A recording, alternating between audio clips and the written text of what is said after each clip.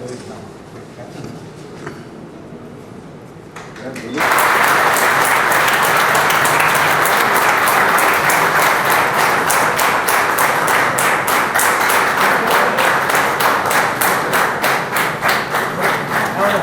sure, sir.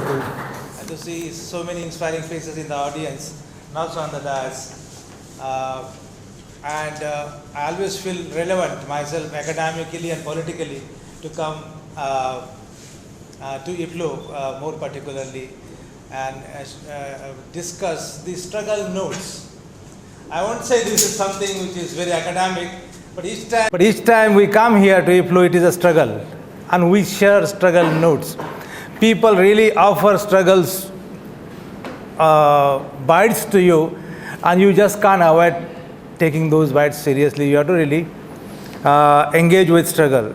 So holding on to the space holding on to the discursive space in academic world is also a struggle. People want to displace you from that discursive space, but you need to hold on to it and continue to hold on to it very, very tightly. And that is the reason as to why I come to IFLU all the time, because I find that we can hold this place collectively, and that is the strength that one can really find here. I'm not they were relativizing HCU or Osmania University. They also are very important, but IFLU holds a very special significance for me in my own fashioning out myself in terms of politics and in terms of imagination. So I'll speak about 15 minutes, and then we can listen to other distinguished panelists today. I have a plan to introduce to you how to read Annihilation of Caste as a text. Bojja Tarakam has raised a very important point in his writing on the on Facebook, I guess. No, that is camera. So that is one way of looking at the text and making text very, very exciting and subversive. But there is another way of actually accessing or approaching the text, and the text like Annihilation of Caste. One has to look at this text from a very, very fresh point of view, a distinct point of view. And I'm already making a claim that there is a way to look at these texts much more refreshingly than what has been done by scholars who are in circulation today in this world. Let's ask 4 questions. Is Annihilation of Caste a pragmatic text which is offering policy alternatives to the government of India to annihilate caste? So is it a pragmatic text which is offering or dishing out policy alternatives to the government of India to chuck out a program for annihilation of caste?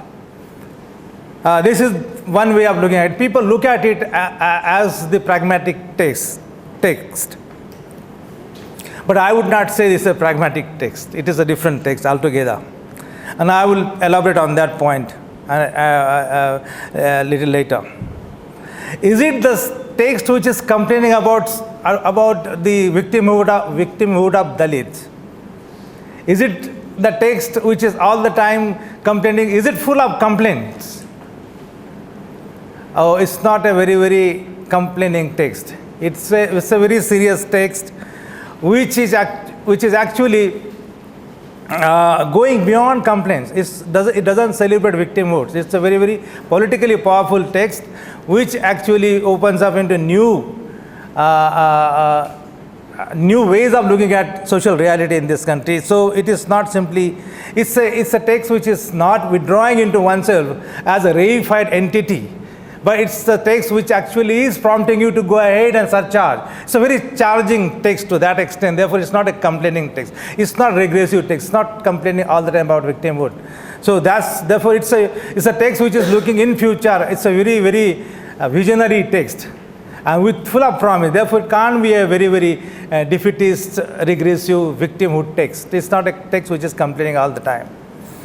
It's a small text, but it's very powerful. Is it a polemical text which is very close to victimhood? and I would like to argue with you, though, it is not a polemical text. Because in polemics, what happens, you also guarantee equal advantage to your adversary to score equally powerful point against you. But Ambedkar is not really considering any point to the adversary to score a final point against the protagonist, that is Ambedkar. Okay, therefore it is not a merely polemical text. It's a text which is basically mired into a very, very deep debate. Why? Because it has two.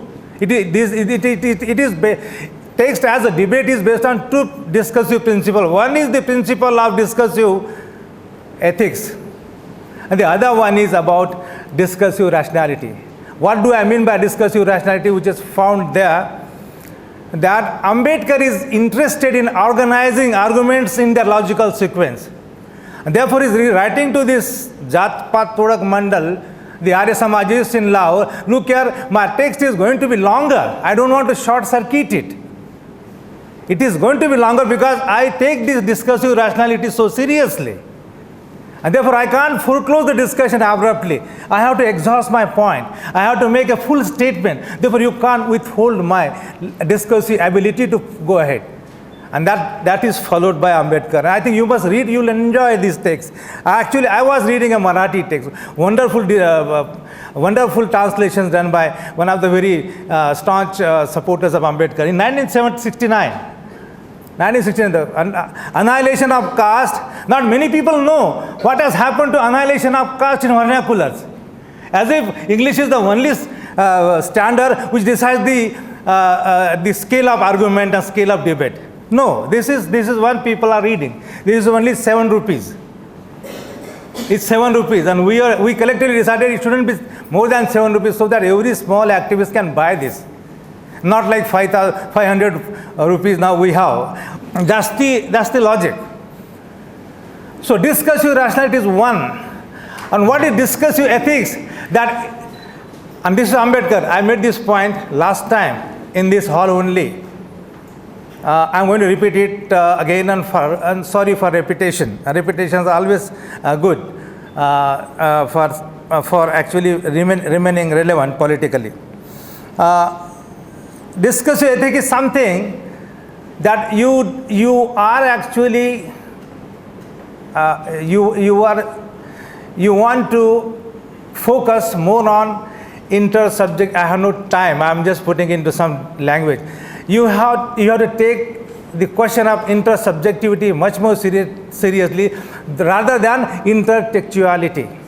To put it differently again, that you will respect the person about whom you are writing. You will not condemn the person about whom you are writing. You are not hold those social constituencies of Ambedkar into utter contempt when you are writing about them. That is the discursive ethics. You are actually following certain ethical standards before you write. And the epistemological, and as they call ontological premises, they come only later. But what happens, they start from the second and not from the first. And we actually take serious objection to that. What is important in Ambedkar, since he was a Buddhist, a human being is so important. Not the text is important, but later. That has a secondary importance. What is primarily important is to really have practical deliberation on a living human being. You can deliberate discursively later. You can make abstract sense of a human being later. But what is primarily important is to really restore the moral integrity of that human being, which is so important. To say simply, and this is what EFL is doing, a person is so important. You can't dismiss the person.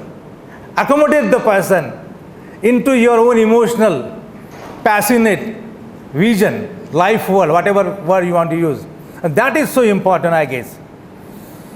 So you will have both the principles, the discursive ethics and discursive rationality. Discursive rationality is the second, discursive ethics is the first. And the debate is based on that. And therefore, I think one must have a very fresh attitude towards annihilation of caste when you are making sense of annihilation of caste. Okay, so Last point about that, this is the third point. The fourth point, when you are approaching annihilation of caste, you will go into the text and find out why the Jat Pat Todak Mandal of Lahore cancelled the speech of Ambedkar. What was the reason? The officially stated reason was this, that, and Ambedkar was too much harsher on his critique of Hinduism. And that is the stated fact. No one denies. But that is not the real reason. According to Ambedkar, the real reason as to why he was not invited to finally deliver the speech was this, that the Arya Samajists, who were actually after Shuddhification, and Shuddhification is my word, of the Dalits, never wanted an Antajan, that is Ambedkar, to really give a lead to the social question. And then Ambedkar quotes, howsoever Mahan the Pandit is, howsoever big and erudite the Pandit is from untouchable caste, he can never be accepted by the Brahmins as their leader, even in leading the question of caste. And therefore, this is very perceptive reading, and you really require a perceptive insight into perceptive reading of Ambedkar. And these are four reasons as to why we should really look at annihilation of caste as something which is so important, so intellectually serious, but politically very, very subversive. This is the first portion of my first part of my presentation here. And let me quickly, therefore, go on to the more substantive part of. This is the protocol question I was raising in the beginning. These 4 points are the points of protocol question as to how to really approach a particular text. And do you really have a special insight to approach the text? And so we need to follow certain protocols which are universally acceptable and universally valid. I think anybody who is actually approaching text should not approach text to really find out originality of the text. Everybody wants to be original by not quoting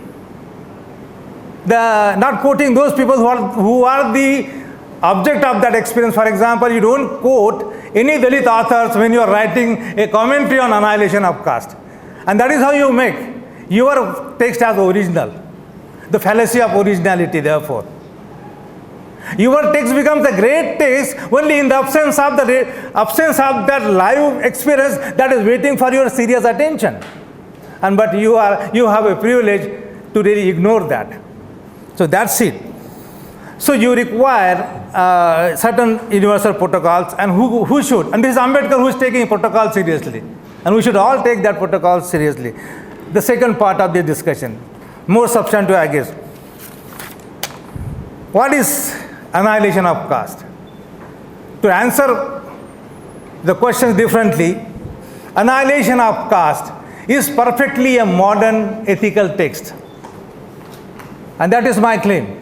Therefore, Ambedkar's critique of Hinduism is basically the criticism which is actually asking several questions to Hinduism for not having taken modernity seriously.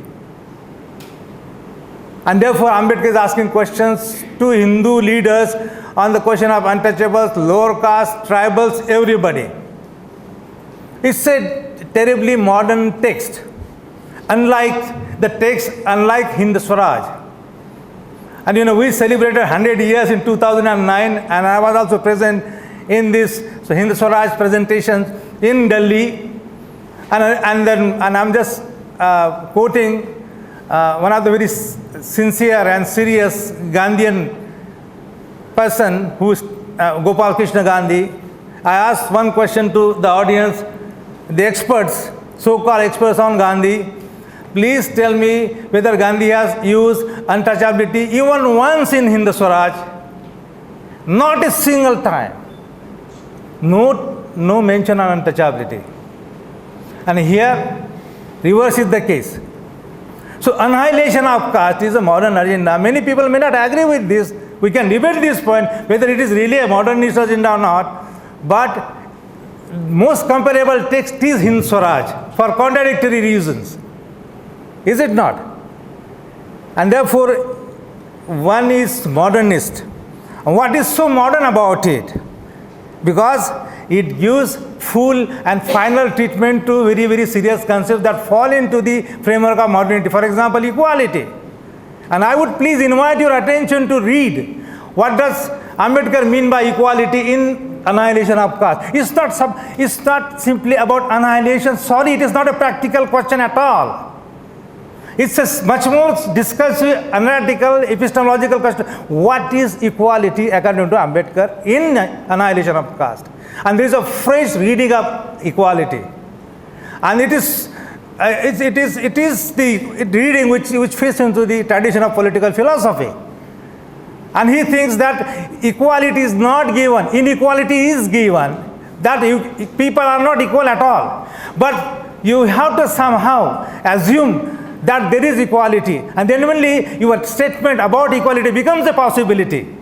And that is something political philosophy. And Rawls calls it the veil of ignorance. You have to assume that there has to be equality of some kind which doesn't exist at all. And I think this is a fresh reading, and I think you can read it and you can agree with Baba Sahib. You can also disagree with him if you want. And we are not saying that you don't disagree. People have right to disagree, agree with a scholar. After all, Ambedkar said, he said, and we don't say, he said, every time he reminded us that he is not a perfect Brahma. There is no Brahmavaki in him. And he would say that when I write one line, I don't agree with that, my own line. I strike it off, next, and write another line. Likewise. So that is the style of a philosopher who has the benefits of being groomed into this atmosphere of enlightenment. So therefore you can see that point. So equality is one point where you find there's a new understanding of equality as given to us by Baba Sahib in Annihilation of Caste. Second, why it is so special? Freedom. Notion of freedom is absolutely important. And I'm just taking 1 or 2 minutes more and then I'll finish at that time. Now that Javed has walked in, and there's also a strong feeling of unfreedom, Javed, in the Annihilation of Caste. And your own agenda, which is so dear to you and dear to me as well.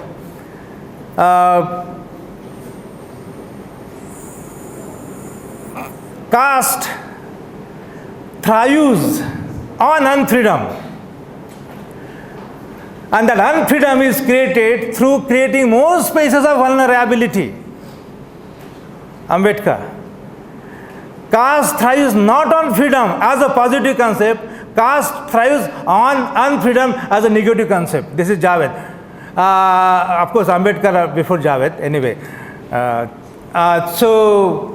the spaces of non-freedom are created through the spaces of vulnerability. What are the important spaces of vulnerability? One of the spaces of vulnerability where people feel completely vulnerable, insulated and isolated is social boycott. Unfreedom, Javed, is tied with the notion of social death. Absolutely fantastic reading by Ambedkar in Annihilation of Caste.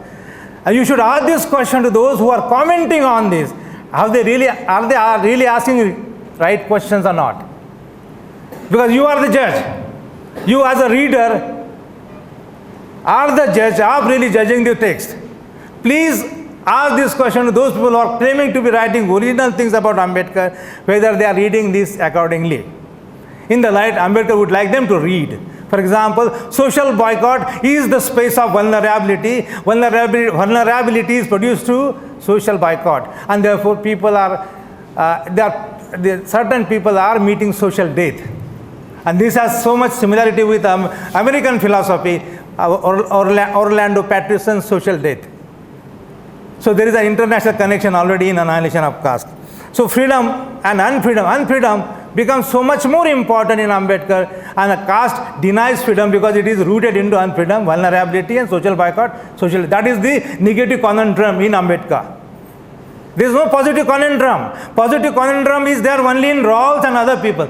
But those people who are fighting, engaged in struggle, there is always a negative conundrum before them. It can't be positive. Positive, of course, later, but negative. Therefore, vulnerability, social death, social boycott, and freedom. That's it. Finally, the last question is about the question of morality in Annihilation of Caste. That's the central question in Annihilation of Caste. You need to have new morality of committing new community who will participate in collective life of producing, he says, nation. You can't imagine nation outside this collective community which participates equally into making this nation a possibility. Participation is important. Therefore, all those promises given by people not addressing the question of participations are false promises according to Ambedkar. And what is therefore morally important is to really promote, generate that conditions within which you can participate, and therefore people do not want others to participate. They want to enjoy their own life differently. Therefore, it's a moral question. Therefore, there are two kinds of morality. One is a very radical, progressive, emancipatory morality in Ambedkar, which advocates this morality, this participation. The other one is a thug's morality. Then even among thugs, the dacoits, there is morality. And Ambedkar says very, very poignantly that within the caste structure, you can only produce thug morality, not the emancipatory morality. And that is the devastating critique of caste. Therefore, caste is not at all inter-caste marriages, interdining. No, sorry, don't reduce caste annihilation to that simplicity. But when you governmentalize the scholar and thinker, you actually begin to inferiorize. The point is, when you are, there's a scale. When you are not taking these points into consideration, you can relapse into when you governmentalize a scholar, a thinker, you can do that only through putting the cover of policies and other things. Put Ambedkar as the god of statistics, as some of the official intellectuals do, even Dalits. And so we'll criticize Dalits later, not today. Because there's once you do that, you seek to inferiorize the scholar by actually running down the arguments, running down his vigor, intellectual vigor on the scale of argument. That is what it is. When the scale of argument is going down, you are actually you are officially celebrating the intellectual. When you are not when the scholar refuses to be the part of official intellectual, his scale of argumentation goes up. Now we have to decide whether you want to governmentalize the scholar and thereby run down, inferiorize the argumentative capacity of that particular scholar. And that is the real moral question. Therefore, the high quality morality is the central theme in Annihilation of Caste. And at this point of time, when we are celebrating 123rd birth anniversary of Babasaheb Ambedkar, we must take this challenge of really asking some more self-reflective questions to ourselves, and then only we have solid ethical ground to criticize others as well. But you should not really give up the right to criticize others, because we are pushed into the questions. We are pushed into the struggle. We do not want to struggle here. We want to discuss the struggle much more seriously, but you are not allowing us to do that. Somebody recently, and I'm sorry for personal quotation, a few days back I was in Columbia University, and some people asked me, why do you want to take all this debate seriously? I said, no, it's not the question of not taking debate seriously, but this is a larger question of struggle. And I got insulated myself. And therefore Mohan said, sir, this is the first political meeting that we are meeting in EFLU. And how is that you are coming? I said, every participation in every deliberate and dialogue is basically fundamentally political. There is nothing outside political. With this, I think I'll stop. I have spoken more, and thank you so much.